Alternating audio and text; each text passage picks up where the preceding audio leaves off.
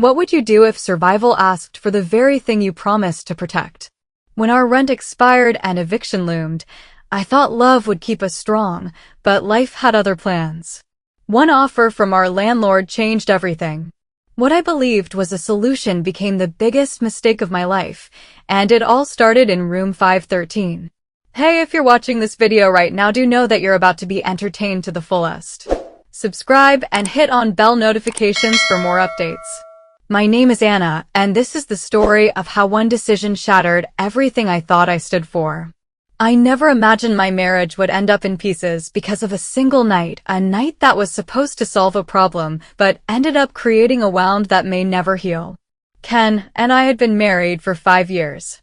We were that couple people admired, full of dreams, laughter, and plans for a bright future. But life doesn't care about your plans.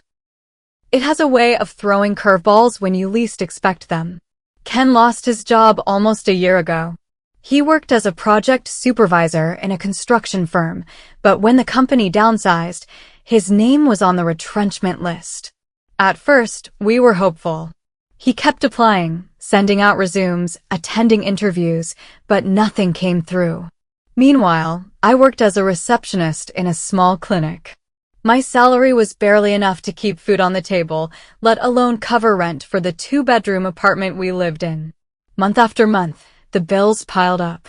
We sold the car. We sold Ken's laptop. We even borrowed from friends and family until no one was willing to lend us another dime. Then came the day I dreaded most, the eviction notice. It was a Tuesday evening. I was in the kitchen stirring a pot of rice when I heard a knock on the door. It was Mr. Greg, our landlord. He was in his late 40s, tall and intimidating, with a voice that carried authority. He handed me the notice without much emotion. Anna, your rent expired 2 weeks ago. I've given you enough time. You and Ken have to leave by the end of this week if the payment isn't made. My hands trembled as I held the paper. The amount was bold and unforgiving, Nigerian Naira 450,000 for the year. Where on earth was I supposed to get that money? Please, Mr. Greg, just a little more time.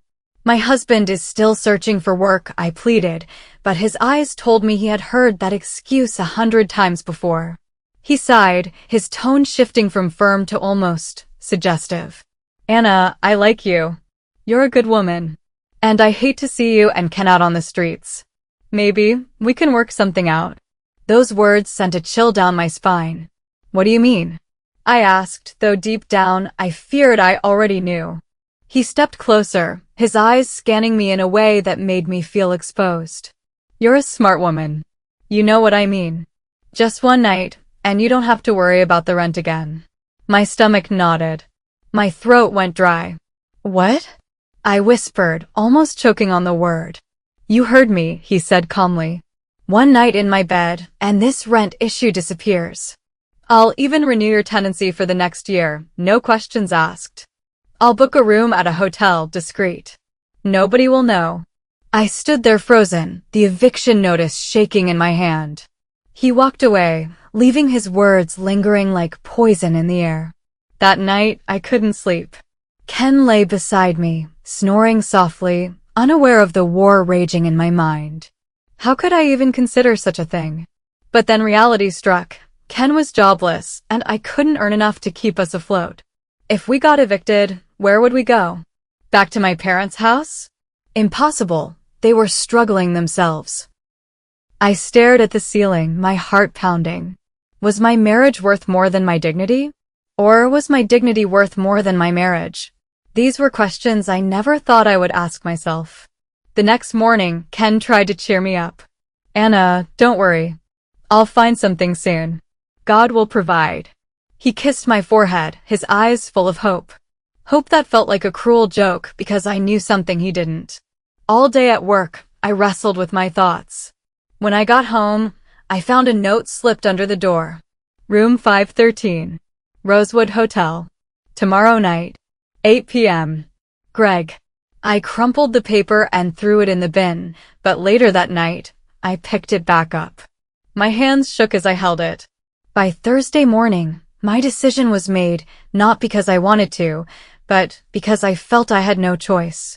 I told myself it was for the marriage, for the man who loved me, for the life we had built together. But deep down, I knew it was also for my pride.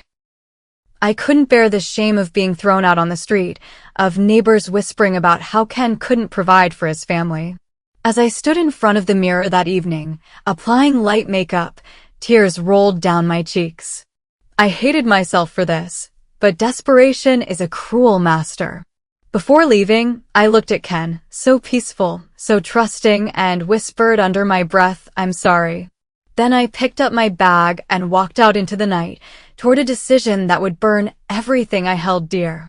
Room 513 was waiting. And so was the beginning of my nightmare.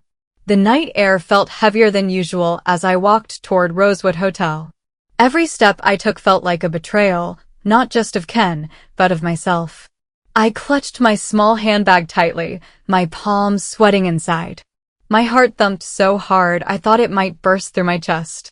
Rosewood was one of those mid-range hotels, clean, classy enough to host businessmen, but discreet enough for secrets like mine. The glass doors slid open, and I stepped inside. The scent of polished wood and air freshener hit me immediately. Couples walked past, some laughing, others holding hands. I wondered if anyone could see the shame written all over my face. My phone buzzed. It was a text from Greg. Room 513. I'm waiting. I stared at the screen, fighting the urge to turn around and run. My legs felt heavy as I walked to the elevator. The doors closed, and I saw my reflection in the shiny metal. I barely recognized the woman staring back at me, eyes wide with fear, lips trembling, soul screaming. When the elevator dinged on the 5th floor, I stepped out, my legs weak. Room 513 was at the far end of the corridor. The hallway was quiet, too quiet. My hand shook as I knocked on the door. It opened almost instantly. Greg stood there, smiling, wearing a crisp white shirt and black trousers. He looked like a man who had been waiting his whole life for this moment. "Come in, Anna," he said, his voice calm, almost gentle. I walked inside slowly. The room smelled of expensive cologne and something else, temptation mixed with guilt. There was a large bed, neatly made, and a small table with a bottle of wine and 2 glasses.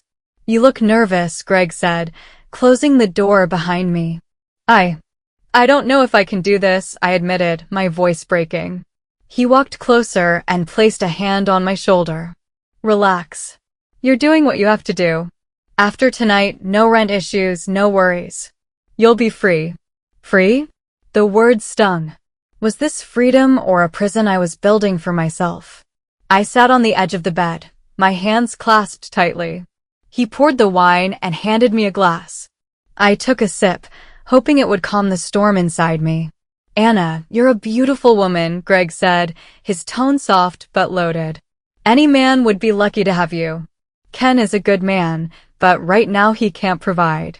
You're just helping your family. Helping my family."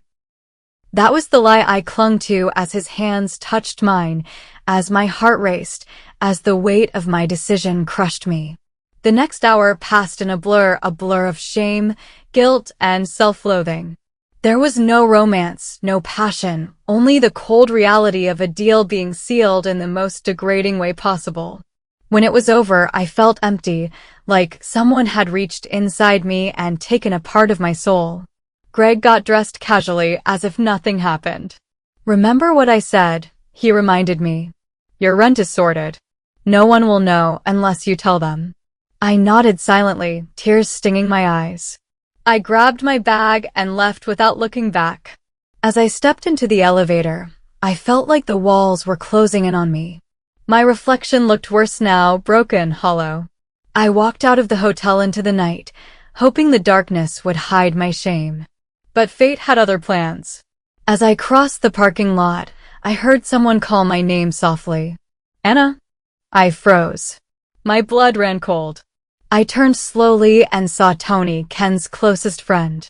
He stood there, leaning against his car, his eyes wide with shock and something else, judgment.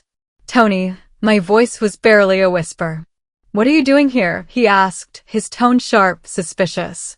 Then his eyes shifted to the hotel entrance behind me, and I saw the realization dawn on his face.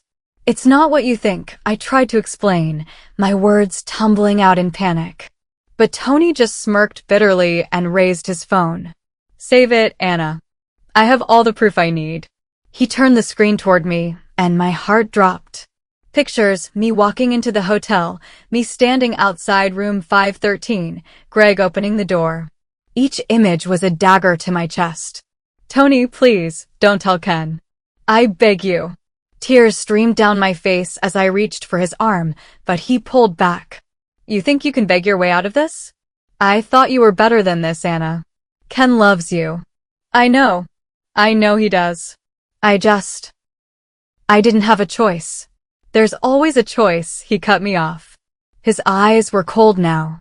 And you made yours.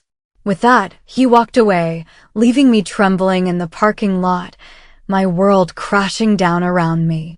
I knew then that the nightmare had only just begun. I barely slept that night. Every time I closed my eyes, I saw Tony's face, his cold stare, and those pictures on his phone. Each image replayed in my mind like a cruel movie. Me walking into the hotel, me standing at that door, Greg pulling me inside. When I finally drifted off, it was almost dawn. But even then, sleep offered no peace, only nightmares of Ken finding out, his face twisted in pain and betrayal. By morning, I was a wreck. My hands shook as I made breakfast, trying to act normal. Ken came out of the bedroom with a smile, kissed my cheek, and said, "Morning, love." My heart broke into a million pieces right there. How could I look into those trusting eyes knowing what I had done? "Morning," I whispered, forcing a smile. The day dragged on. Every time my phone buzzed, my stomach flipped. I was expecting Tony to call, to text, to blackmail me, anything. But there was nothing. Silence. And that silence was louder than any scream. By evening, I was almost convincing myself that maybe, just maybe, Tony would keep quiet. He was Ken's friend. He wouldn't destroy him like that, right? I was wrong. At 7 p.m., Ken's phone rang. He picked it up, and as soon as I heard the voice on the other end, my blood ran cold. "Tony." "Hey man, what's up?" Ken said cheerfully. I froze by the sink, my back to him, pretending to wash dishes. "Wait, what? Tony, what are you saying?" Ken's voice changed, confusion first, then disbelief. Then came the words that made my knees buckle. "Send them to me? Pictures? Of Anna." My heart stopped. The plate slipped from my hands and crashed into the sink. Ken ended the call and sat there staring at his phone for what felt like an eternity. Then, slowly, he turned to me, his face pale, his hands trembling. "Anna," he said, his voice breaking. "What is this?" He held up his phone. And there they were, the pictures. Every single one. "Ken." "I can explain," I stammered, tears spilling down my face. "Explain? Explain what? That you went to a hotel with Greg? Our landlord?" "Anna, how could you?" His voice rose with every word until it was a roar that shook the walls. "It wasn't what you think. Don't you dare say that," he snapped, slamming his phone on the table so hard I jumped. "You slept with him, didn't you? For what? For money? For rent?" I dropped to my knees, sobbing uncontrollably. "Ken, please. I didn't want to. I swear I didn't want to. He gave me an offer. I said no at first, but we had no money, Ken. We were about to be thrown out. I did it for us, for you. For me." He laughed bitterly, tears streaming down his face now. "You did this for me? You think I'd rather live in the street than lose my wife like this? You think this is love? No, Anna. This is betrayal." Neighbors were gathering outside now, whispering as Ken's voice grew louder. I could hear the shame spreading like wildfire. "Ken, please forgive me. It was one mistake. One night. I hate myself for it. One night is all it takes to destroy everything," he said coldly. "I can't even look at you right now." He grabbed his jacket and stormed out, slamming the door behind him. The sound echoed like a gunshot in my soul. I sat there on the floor, shaking, my tears mixing with the soapy water in the sink. In one night, I had lost everything: my husband, my dignity, my peace. All because I chose desperation over faith, silence over communication. For days, Ken didn't come home. When he finally did, it wasn't to reconcile, it was to pack his things. "Where will you go?" I asked weakly, my voice barely audible. "Anywhere but here," he replied without looking at me. His voice was like ice, his heart already gone. As he walked out that door for the last time, I realized something. Poverty didn't destroy my marriage, my choices did. I learned the hardest way that no amount of money, no fear of eviction, should ever make you trade your dignity.